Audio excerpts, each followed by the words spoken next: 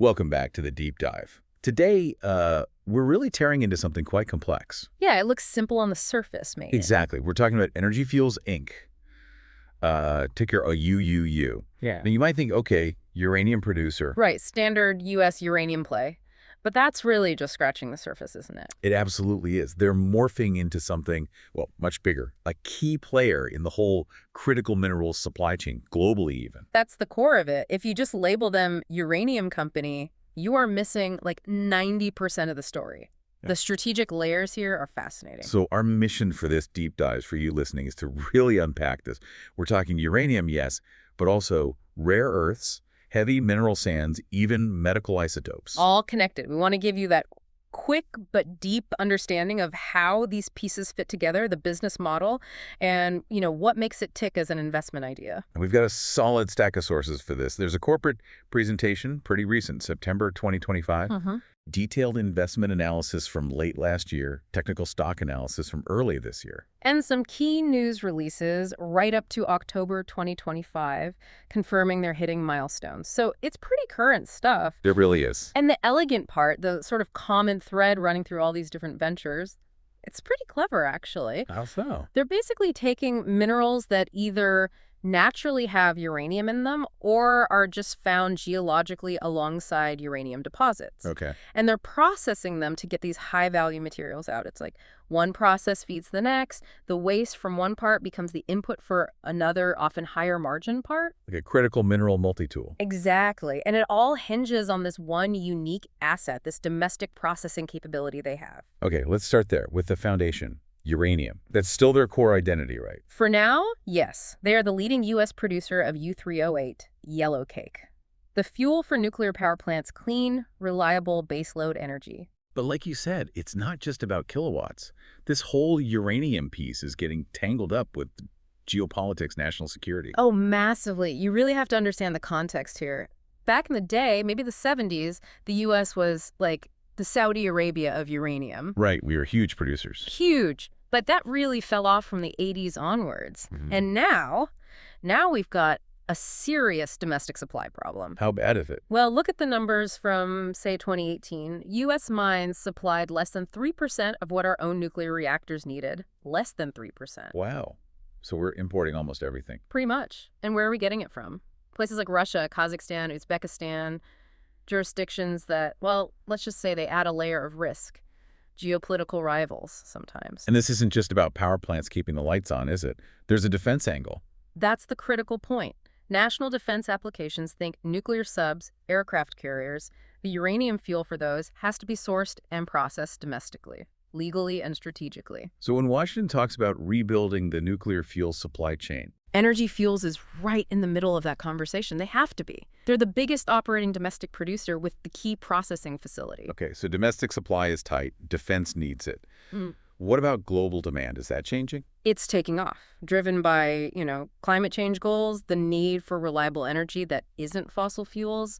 Nuclear provides that baseload power. So more reactors being built or planned worldwide? Absolutely. The IAEA, that's the International Atomic Energy Agency, they're forecasting significant growth.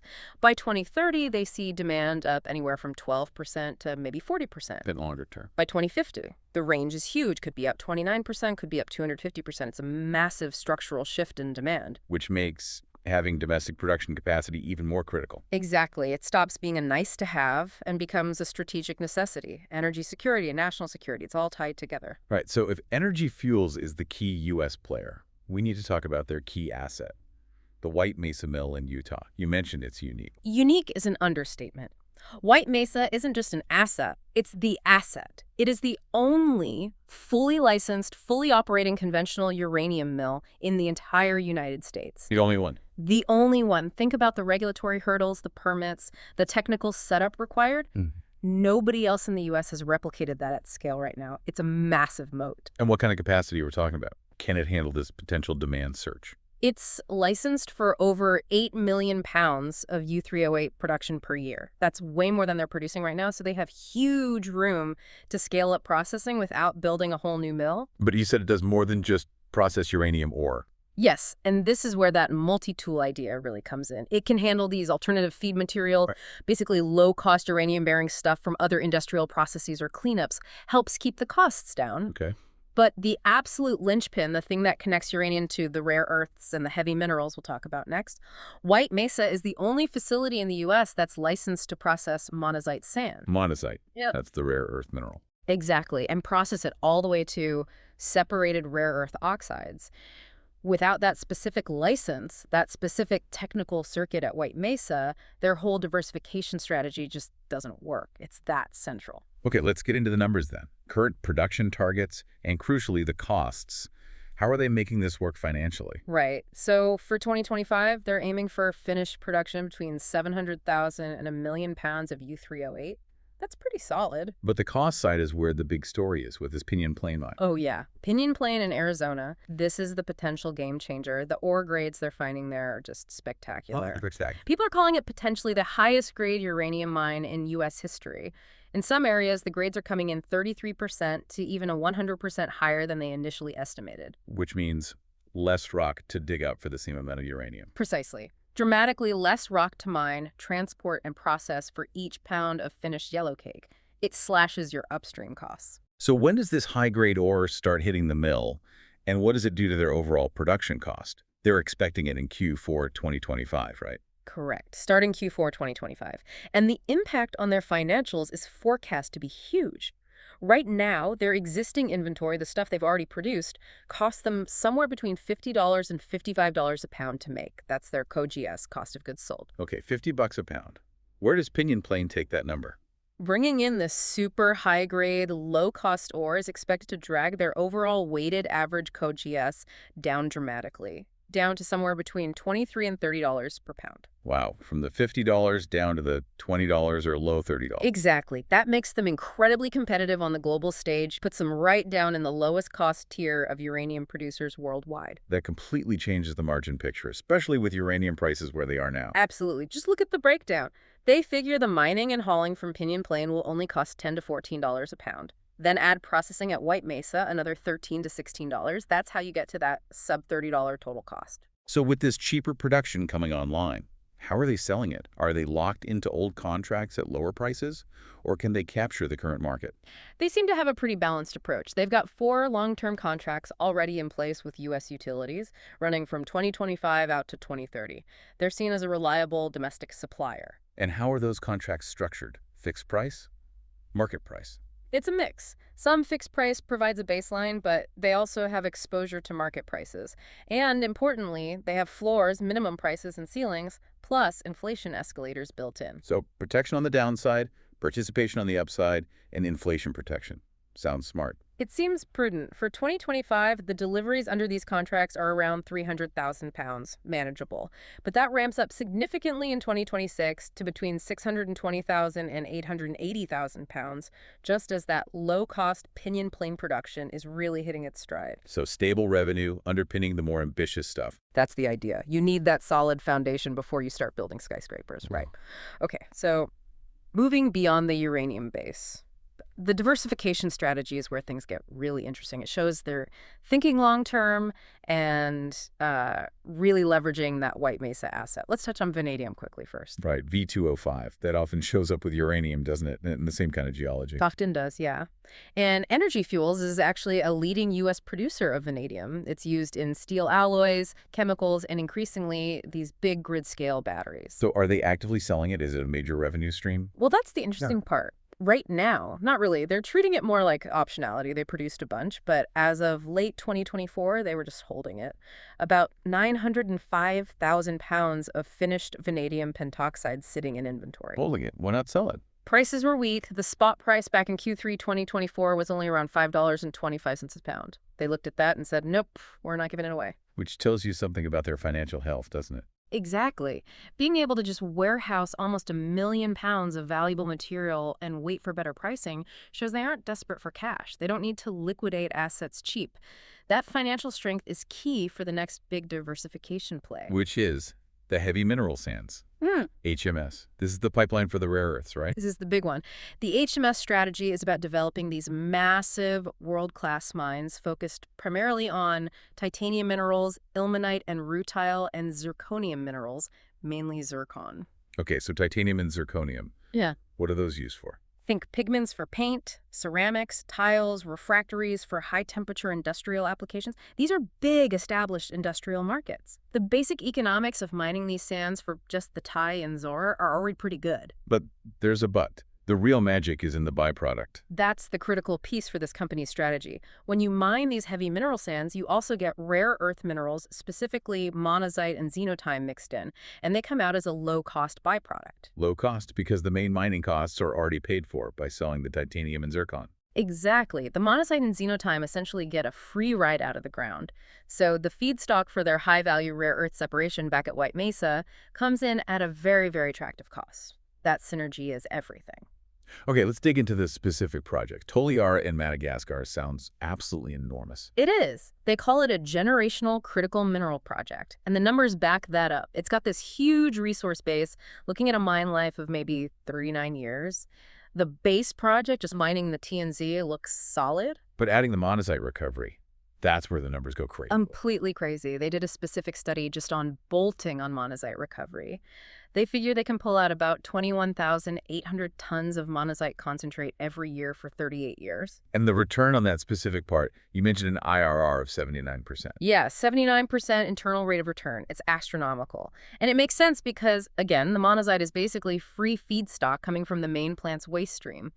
You add a relatively small amount of capital for the recovery circuit, and the cash flow from selling those valuable rare earths just explodes. And what does adding that monazite piece do to the overall project value? According to their analysis, it basically doubles the net present value of the entire Toliara project.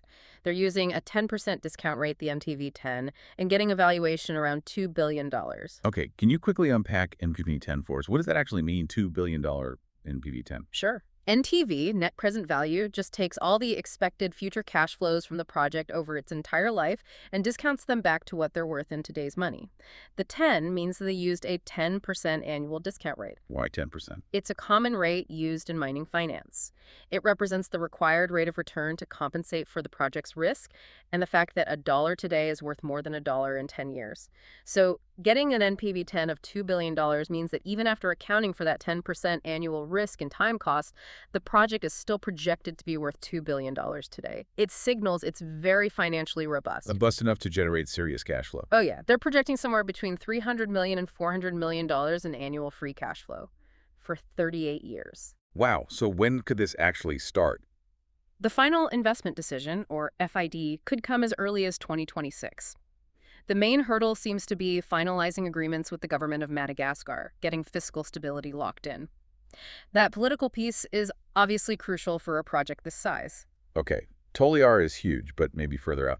What about the Donald project in Australia? Sounds like that can happen sooner. Donald is really interesting because it's fully permitted, it's basically shovel-ready, and Energy Fuels has secured the rights to take 100% of the monazite and xenotime concentrate produced there. Xenotime. That's important for the heavier rare earths. Exactly. Donald is noted for having really good concentrations of the mid and heavy rare earths, particularly in that xenotime mineral. Having diverse feedstock like this, not just light rare earth monazite, is strategically important for feeding the whole separation circuit they're building at White Mesa. And the timeline for Donald? Potential FID in the second half of 2025. So yeah, much nearer term, could be providing feedstock relatively quickly. And they're looking even further ahead, securing supply from Brazil, too. Yeah, the Bahia project, it's earlier stage. They're working on getting a formal resource estimate done, maybe 2025 or 2026. It just shows they're building a long-term global pipeline to feed White Mesa, potentially another 3,000 to 5,000 tons per year of monazite from Bahia. Okay, this diverse global feedstock strategy leads to maybe the most mind-bending synergy you mentioned. getting uranium from these mineral sands. Uranium from sand. It sounds wild, but it comes back to White Mesa's unique capabilities and the nature of monazite. Monazite sand naturally contains a small amount of uranium, around 0.32% typically. Okay. So when they process the monazite at White Mesa to get the rare earths out, they can also recover that uranium. And the numbers are potentially staggering. The investment analysis we looked at did a calculation. What did it show? Just from the monazite coming from the Toliara project alone, Energy Fuels could potentially recover something like 10 million pounds of uranium per year over 35 years. 10 million pounds annually from sand. How does that compare to their, regular uranium mining target for 2026? It's 166% more than their entire 2026 target from conventional mining like Pinion Plain. That completely changes the company profile. It transforms them. They go from being a significant U.S. uranium miner, dependent on finding the next high-grade deposit, to potentially being one of the world's largest byproduct uranium producers. And that uranium comes out at essentially zero mining cost because the HMS and RE parts are paying the bills. It's a potential revolution in their long-term supply and cost structure. Okay, so that massive potential flow of monazite feedstock from places like Toliara and Donald feeds directly into what might be the most strategically critical part of their business right now, rare earth elements. Absolutely, because the real bottleneck, the real value, and frankly, the area where China has had a stranglehold isn't just digging up the minerals. It's in the complex downstream processing and separation. Getting those individual rare earth elements separated out into high purity forms. Exactly. And this is where White Mesa's specific design shines again. Monazite, as a feedstock, is actually superior in many ways. It's higher grade than many other sources. It has a great mix of those valuable light REEs like neodymium and praseodymium NdPr. The ones needed for standard magnets. Right, the workhorse magnets in EVs and wind turbines. And crucially, the initial chemical cracking process for monazite is simpler than for other REE minerals. So Energy Fuels is leveraging White Mesa's unique ability to handle monazite efficiently and separate out those valuable elements. And they've already hit some big milestones on the NdPr front, right? Commercial scale. Yeah, they achieved commercial scale production of high purity NdPr oxide back in 2024. They actually produced more than expected in Q3 2024, about 38 tons. And what happens with that NdPr now? It's in the final stage before sales contracts. Samples are out being qualified by potential customers, the big magnet makers. Once those qualifications are done, they can lock in long-term supply agreements. Okay, NdPr is crucial. But the real national security pinch point seems to be the heavy rare earths, the HREs. Why are these so critical? HREs like dysprosium D and terbium, TB, are essential for magnets that need to perform under extreme conditions, especially high temperatures.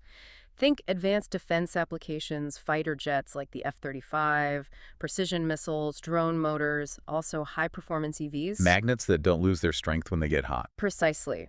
Standard NdPr magnets can demagnetize at higher temperatures. Adding small amounts of D and TB fixes that. And China dominates the supply of separated D and TB. So what's Energy Fuels doing about HRE separation? This is technically way harder, isn't it? It is the most complex part of the whole RE separation chain, but they are right on the edge of cracking it. They're actively running a pilot program right now at White Mesa to separate dysprosium and terbium oxides. And the sources mentioned some very specific production targets for this pilot. Yeah, which shows confidence. They were targeting completing the production of 15 kilograms of dysprosium oxide at 99.5% purity by October 2025. 15 kilos. Okay. And then 1 kilogram of terbium oxide, also 99.5% pure, by November 2025. They're also planning to pilot samarium separation early in 2026. And that 99.5% purity level, that's key. That's the spec required by defense contractors and the high-end magnet industry. Anything less isn't good enough for those critical applications. So, assuming this pilot works, how quickly can they go from pilot scale to actual commercial production of these heavy rare earths? This is where having the existing infrastructure of White Mesa is such a massive advantage. If the pilot validates the process, they believe they can move to commercial-scale production of DD, TB, and simum as early as the fourth quarter of 2026. Q4 2026, that's incredibly fast. It is, and it would likely make them first out of the block for commercial production of HRE oxides from mine ore right here in the U.S. Given the current dependency on China, that's a huge deal. Speaking of China, their export controls. That must be lighting a fire under this whole effort. Absolutely. Remember back in April 2025 when China restricted exports of 7 specific rare earth elements? Created quite a stir. Yeah, I remember the headlines. Well, here's the kicker. Of those 7 restricted elements, Energy Fuels has demonstrated the technical ability, or is actively piloting the separation of, 6 of them. Samarium, gadolinium, dysprosium, terbium, lutetium, yttrium. They can basically produce almost the entire restricted list at scale domestically. That's a direct countermove to that geopolitical leverage. It's a direct commercial solution to a major national security vulnerability. It's hard to overstate the strategic importance of that capability. And presumably the U.S. government sees that importance too. What actions are they taking that might benefit Energy Fuels? We're seeing concrete steps. First, the Department of Energy is really pushing this Defense Production Act, or DPA, Nuclear Fuel Supply Chain Consortium. It's designed to funnel support and money into rebuilding domestic supply chains for both nuclear fuel and critical minerals. And Energy Fuels is uniquely positioned there, doing both. Perfectly positioned, they're the only major player with operating assets in both spaces. Second, you have the Pentagon actively building up a strategic stockpile. How big a stockpile? About $1 billion allocated for critical minerals like rare earths, cobalt, scandium, specifically aimed at reducing reliance on China and Russia. So when the Defense Logistics Agency goes shopping for high-purity HREs for that stockpile, there are very, very few potential domestic suppliers who could actually deliver Di and Tb oxides at the required purity. If Energy Fuels hits their 2026 target for commercial HREs, they become an indispensable partner for the DoD. okay, so the pilot plant sounds promising, but what about scaling up to meet potentially large demand? What's the plan beyond the current setup? The current circuit at White Mesa can handle about 10,000 tons per year of monazite. That's phase 1. They have a clear plan for phase 2. Which involves? A major expansion, increasing that monazite processing capacity 6-fold, up to 60,000 tons per year. This is what takes them from being a boutique or pilot producer to a serious player in the global market. 60,000 tons of monazite in. What does that translate to in terms of finished rare earth oxides out? The target for phase 2, which they aim to reach by 2028, is to produce up to 6,000 tons per year of NdPr oxide, plus, crucially, around 300 tons per year of those heavy hitters, Dbi and TPR Texas. 300 tons of DYTB. Yeah. Is that a lot in the grand scheme of things? It's very significant. It would represent a substantial portion of the current non-Chinese global supply of those critical HREs, enough to make a real difference for domestic industries and defense needs. All right, let's shift gears to the final and maybe most unexpected diversification angle. Medical isotopes. How on earth does a uranium and rare earths company get into cancer treatments? It sounds like a leap, but again, it comes back to leveraging what's already flowing through the White Mesa mill. It's another example of finding value in the process streams. So what are they finding? They're looking at recovering radium isotopes, specifically radium-226 and radium-228, which are naturally present in tiny amounts in the uranium and rare earth feedstocks they're already processed. They even bought a company for this, didn't they? Radtran. Yes, acquiring Radtran LLC shed their serious. That company specialized in radioisotope separation technology, so they brought that expertise in-house. Okay, radium-226 and NSC-28. What makes these isotopes medically interesting? They are absolutely critical for a new generation of cancer therapies called targeted alpha therapy, or TAT. Targeted alpha therapy. How does that work differently from regular radiation? Well, traditional radiation can damage healthy tissue around the tumor. TAT uses these alpha-emitting isotopes like radium attached to molecules that specifically target cancer cells. The alpha particles deliver a powerful, very localized dose of radiation that destroys the cancer cell but does minimal damage to surrounding healthy cells. It's potentially revolutionary. And is there enough supply of these isotopes right now? No, that's the problem. There are major global shortages of medical isotopes suitable for TAT, including Ra-226 and Ra-228. These shortages are actually holding back clinical trials and development of these promising therapies. So Energy Fuels sees an opportunity to fill that gap using materials they already have on site. Exactly. If they can successfully extract and purify these radium isotopes from their existing process streams, they could become a reliable, maybe even major supplier. Their initial goal is modest. Produce R&D quantities by early 2025. It's just enough for research initially. Right. But if they prove the concept and scale it up, the potential cash flow from selling high-value medical isotopes into this supply-constrained market could be very significant down the road. It's a longer-term, high-margin optionality play. Okay, so we've got uranium, vanadium, huge HMS projects globally, complex REE separation, and now medical isotopes. That's a lot to juggle. Can the company actually afford to execute all of this? How's the balance sheet look? That's probably the most important question underpinning the whole thesis, and the answer, according to the sources, is yes. They're financially very solid.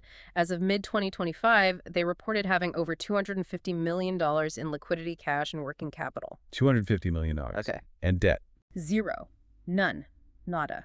They are completely debt-free. That is huge. It means they have incredible financial flexibility and aren't beholden to lenders. They can fund their ambitious scale-up plans internally. What about inventory? You mentioned they were holding vanadium. Does the rest of their inventory have hidden value? It does add a buffer. Their total inventory finished goods, stuff in process, was on the books at about $76.5 million, valued at cost. But if you look at just the finished products, the U308, V205, the NdPr they've made, RE carbonate, and value it at current market prices. It's worth more than the cost value. Yeah, the analysis suggests there's probably about $13 million of unrecognized market value locked up in that finished inventory, over and above what's stated on the balance sheet. It's another layer of financial cushion. Okay, so let's tie this all together. What's the core investment argument here? Why are analysts bullish, given all this complexity? The argument boils down to this. The market seems to be dramatically undervaluing the sum of the parts, probably because it is so complex. Analysts are projecting massive earnings growth just based on the uranium and the initial REE production coming online. What kind of valuation multiples are they seeing? Using pretty conservative price assumptions like 80 pounds for uranium, reasonable NdPr prices, one analysis suggests that even on the initial scale-up, the company might be trading at a price-to-earnings ratio, or PE, of only around 12 times earnings. 12x PE. That's not particularly demanding for a growth story. And what happens when you factor in the bigger projects coming online later, like Toliara? That's where it gets really compelling. If they hit their targets for 2028 with more REEs and potentially that low-cost byproduct uranium, that projected PE multiple could drop to something like 4.2 times earnings. 4 times earnings. That's incredibly low. It is. But here's the absolute crucial point for you, the listener, from that analysis, that 4.2x calculation. It doesn't include any value for the massive Toliara and Donald HMS projects beyond just being sources of monazite. It assigns zero value to the $2 billion NPV Toliara mine itself. Seriously. Seriously. And it also assigns zero value to the entire medical isotope business opportunity. So the thesis is basically, you pay a reasonable price for a growing low-cost uranium and REE producer, and you potentially get these enormous multi-billion-dollar HMS projects and the high-tech medical isotope play thrown in for free. That is precisely the bullish argument. The market hasn't yet priced in the full value of the diversification, the synergies, or the long-term optionality. Okay, fascinating fundamental picture. Let's quickly look at the technicals for traders. What are the charts saying? Is there a pattern emerging? The technical analysts are definitely seeing something potentially significant. They note the stock's resilience, bouncing strongly off that low of 78 cents back in 2020. It's still way off its old highs from 2007, but the recent action is interesting. What's the pattern? They're focused on a potential inverted head and shoulders pattern forming. Inverted head and shoulders. Remind us, that's typically bullish. Very bullish. It's considered one of the more reliable reversal patterns. It basically suggests a long downtrend might be ending, and the stock is building energy for a significant move higher, like a coiled spring. And is there a specific price level, a trigger point, that technicians are watching to confirm this pattern? Yes. The key level is the neckline resistance, which sits right around $7.47 per share. $7.47. So what needs to happen there? They need to see a decisive breakout above $7.47, ideally on strong trading volume, and then hold above that level. If that happens, it confirms the bullish reversal and sets up the next price target. And what is that initial target? The measured move target from the inverted head and shoulders pattern points towards the $9.73 level. $9.73. Is there anything else happening around that price? Interestingly, yes. Another, more complex technical pattern, something called a bearish alternate bat pattern, actually predicts potential resistance or selling pressure right around that same $9.73 area. So the breakout above $7.47 could signal a strong run, up to $9.73. But that $9.73 might be a place where the rally pauses or pulls back temporarily. That's how the technicians are reading it. $7.47 is the trigger for the bulls. $9.73 is the initial hurdle they'd expect to encounter. Hashtag outro. So, okay, let's try and wrap this up. What's the final takeaway for you, listening to all this about energy fuels? I think it's crucial to see it not just as a uranium stock, riding the ups and downs of that one commodity. That's much broader. It's really a strategic package deal. You're getting exposure to the nuclear energy transition, yes, but also to high-tech manufacturing through those EV and defense magnets, specialized industrial materials from the HMS, and even this future-facing medical tech with the isotopes. And all of it somehow connects back to that one critical asset, the White Mesa mill, which, importantly, they own outright with no debt attached. That's the anchor. And the really critical distinction, I think, is this aggressive move beyond just mining. They aren't just digging stuff up. They're tackling the complex, high-margin downstream processing and separation. Especially for those heavy rare earths. They're building the capability to do that here in the U.S. A capability that, frankly, almost nobody outside China possesses at scale right now. That positions them less like a simple mining company and more like a vital piece of national infrastructure. Which leads us nicely into that final provocative thought to leave you with. Yeah.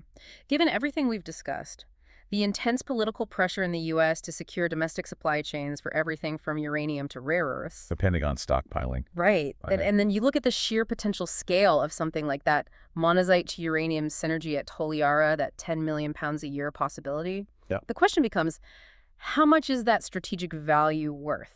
How much is energy fuels worth to the U.S. government, purely from a national security perspective, irrespective of near-term earnings? Exactly.